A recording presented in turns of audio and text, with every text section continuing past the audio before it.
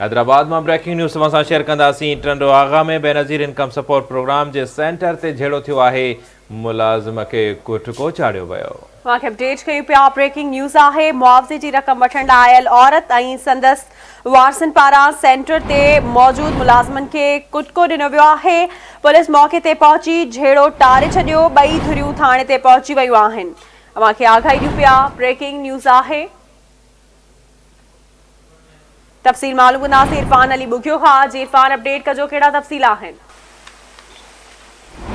जी, हैदराबाद के टंडो आगा वाले इलाके में कायम बेनज़ीर इनकम सपोर्ट प्रोग्राम के सेंटर से औरत के वारसन ऐं सेंटर के मुलाज़िमन विच में झेड़ो थी पियो।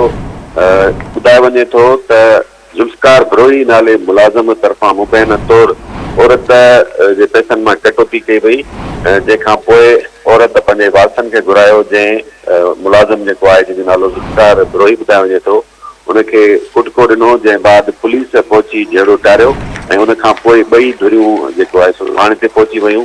जिन तरफ़ां ॿिन्ही धुरियुनि तरफ़ां हिक ॿिए ख़िलाफ़ केस दाख़िल करण जी दरख़्वास्त कई वई। इन हवाले सां पुलिस जो मौक़िफ़ हो त औरत जे वारसनि ज़ुल्फ़कार ब्रोही खे इन ॻाल्हि ते कुटको ॾिनो त हुन सां बदतमीज़ी कई ऐं पुलिस हिन हवाले सां वधीक कानूनी कार्रवाई करे रही आहे। मेहरबानी इरफान।